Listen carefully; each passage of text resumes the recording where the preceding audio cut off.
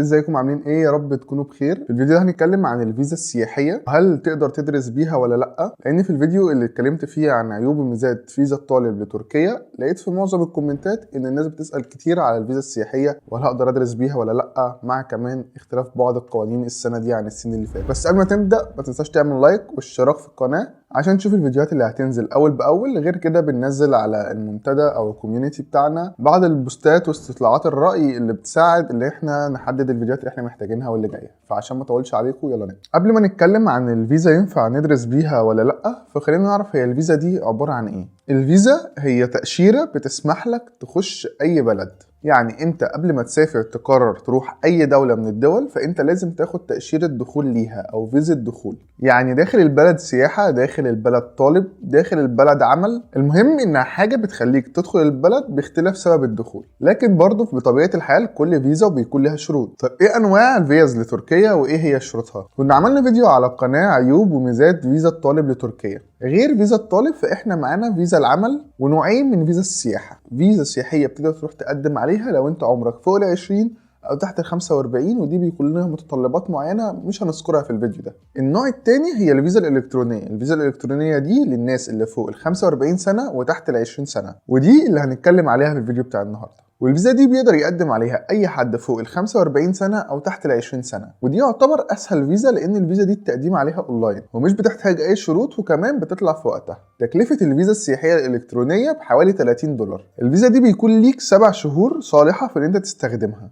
ال7 شهور دول ازاي؟ يعني مثلا انت طلعت الفيزا واحنا في شهر 11 دلوقتي، فانت معاك لغايه شهر 6 الجاي تقدر تستخدم الفيزا في اي وقت منهم. يعني تقدر تسافر شهر 11، شهر 12، شهر 1، شهر 2 في اي وقت. لكن بمجرد ان انت تدخل تركيا فبتحسب لك من بعد الدخول ده 30 يوم تقدر تقعد بيهم في تركيا بالفيزا اللي انت طلعتها، وبعد كده بتغادر الدوله تاني بترجع دولتك. تمام، حلو كده. طيب ده ايه علاقته بالدراسه؟ فوق قلنا ان الفيزا هي غرض بتدخلك الدوله اللي انت عايز تدخلها، يعني هي وسيله بتساعدك في ان انت تخش الدوله، يعني من غيرها مش هتقدر تخش الدوله. علشان تفضل قاعد في الدوله دي فانت محتاج تطلع اقامه. طب بالنسبه ليك كطالب هل عندك سبب يخليهم يدولك اقامه؟ عندك سبب. لو انت طالب ومعاك قبول جامعي في جامعه، دافع مصروفات، مثلا مسجل في السنه التحضيري، او لو انت معاك شهاده لغه تقدر تدخل على التخصص على طول بتخش، تقدر تاخد الاوراق دي تروح تسلمها للجوتش الدراسي او مبنى الهجره وتقدم على الاقامه عادي وبتطلع لك عادي. وناس كتير طلع لها الاقامه عن طريق الفيزا السياحيه. طب تمام، ما دام الموضوع سهل كده ايه اللي يخليني اروح اقدم على فيزا الطالب وبعد كده ادفع فلوس وبعد كده استنى يا اتقبل يا اترفض؟ الفيزا السياحيه ملهاش اي شروط، والفيزا الطالب بيكون لها شروط معينه. الكلام اللي انا قلته ده هو سؤال بيتسال لي كتير جدا بخصوص الفيزا السياحيه دي. واحد، هنتفق على نقطه ان انت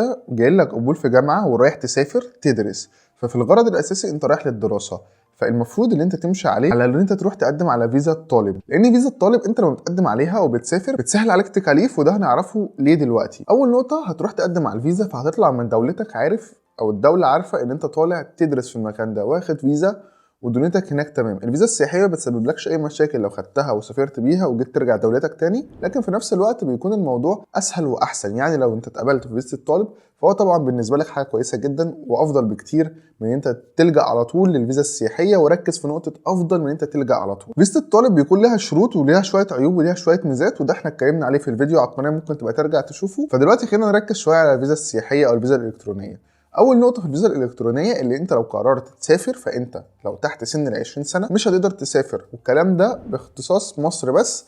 باقي الدول لسه على حسب كل دوله وحسب قوانينها، لكن هنختص مصر. لو انت قررت تسافر هتسافر بمرافق. مرافق ده يعني ايه؟ يعني يا والدك يا والدتك. ما تقدرش تطلع تسافر من مصر لتركيا وانت تحت ال20 سنه من غير ما يكون الاب او الام موجودين معاك. فواحد، ده بيزود عليك التكلفه. يعني انت لو استلمت فيزا طالب فانت على طول بتاخد بعضك تحجز الطيران وبتيجي انت لوحدك، تدفع تذاكر طيران ليك انت لوحدك. اما في الفيزا السياحيه فانت محتاج حد من اهلك، يا والدك يا والدتك زي ما قلنا. الحاجه التانية ان والدك او والدتك علشان يكون اجراءاتهم سريعه لازم يكون سنهم هم فوق ال45 سنه، وده علشان يقدروا يطلعوا فيزا سياحيه ويقدروا يسافروا معاك بسهوله. لان غير كده لو لجأوا الى الفيزا السياحيه اللي هم بيكونوا فيها تحت ال45 سنه هيبتدوا يخشوا في اجراءات واوراق بيحتاجوا يجيبوها من الشغل وحساب بنكي وحاجات كتير هتعطل الوقت، وهتلاقي نفسك ان انت بقيت زي اكنك بتقدم على فيزا الطالب بالظبط. لان اللي هيعمل الاوراق دي بدل ما هيكون انت هيكون والدك او والدتك اللي بيخلصوها لنفسهم. فالفيزا السياحيه برضو زي ما ليها عيوب زي ما ليها ميزات، بس هنركن نقطه العيوب والميزات دي على جنب لان في نقطه مهمه جدا لازم تعرفها، ودي ميزه ان انت تكمل الفيديو للاخر.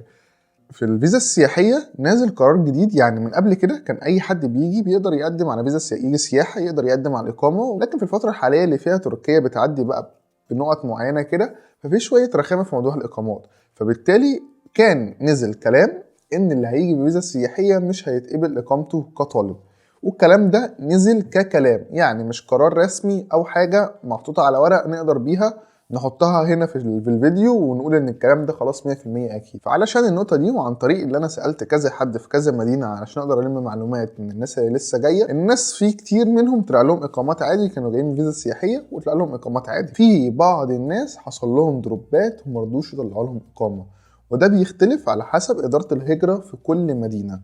كل مدينه ما بيكونش ليها نفس القوانين الثابته، لا في الهجره ولا في اوراق تانية لسه هنتكلم عنها في فيديوهات بعد كده. فكل مدينه لازم انت تكون سائل قبل ما تيجي. مثلا اتقابلت في جامعه معينه في مدينه معينه، لازم تسال هل حد جه في المدينه دي بفيزا سياحيه واتقبل؟ طب هل اترفض؟ طب انتوا عملتوا ايه الاوراق اللي احتاجوها منكم؟ كل الحاجات دي لازم تكون سائل عليها قبل ما تيجي المدينه بتاعتك، ومن هنا بتاخد القرار. طيب برضو ايه اللي يخليك تروح للفيزا السياحيه او تروح لفيزا الطالب؟ اول حاجه احنا اتكلمنا عنها هو ان الفيزا للطالب لو انت رايح تدرس فهي اول حاجه تفكر فيها. على قد ما تقدر فانت تحاول ان الورق بتاع فيزا الطالب كله تخلصه وتقدم، حتى لو حاسس ان في ورق عندك ناقص، حتى لو حاسب ان الحساب البنكي عندك شويه ضعيف، حتى لو حاسب ان في اي حاجه ناقصه، اي دروب، قدم. لانك انت خلاص قررت انت تدرس في جامعه بره وقدمت عليها واتقبلت، فانت ما عندكش خيار، ما عندكش حل تاني، مضطر ان انت تقدم. لما تترفض، لما يجي لك رفض، هنا تفكر تلجأ للسياحيه او فيزا الالكترونيه، اللي هو انت خلاص عملت اللي عليك وقدمت وجالك قبول ومستني الجامعه والتخصص اللي انت عايزه جه وخلصت دنيتك كلها. طيب انت يعني خلاص عملت اللي عليك، هنا بتروح تلجأ للفيزا السياحيه. وخد بالك انت بتكون بتزود على نفسك التكلفه برضه، علشان هنا زي ما قلنا هتحتاج والدك او والدتك. لكن خلاص انت ما لجأتش للفيزا السياحيه على طول، ما استسهلتش ان الاوراق بتاعتها اسهل بتطلع اونلاين والكلام ده كله. لكن انا بحذر عشان موضوع ان ممكن مدينتك اللي انت رايح هتلاقيها ما بتقبلش اقامات طلاب عن طريق فيزا سياحيه، فانت قدم الاول على فيزا الطالب عادي خالص. بعد كده لو اترفضت لا قدر الله، هنا بتبتدي تسال الناس عايشه في مدينتك هل بيطلع اقامه عن طريق فيزا سياحيه او الكترونيه ولا لا. عرفت ان مفيش مشكله، فبتيجي على طول عن طريق فيزا السياحيه. ففي الاخر عشان نقطه ان الاقامه ممكن تترفض او ممكن تتقبل عن طريق فيزا السياحيه، ده سؤال كتير جدا يعني بيسالوه وكل واحد بيقول رد شكل.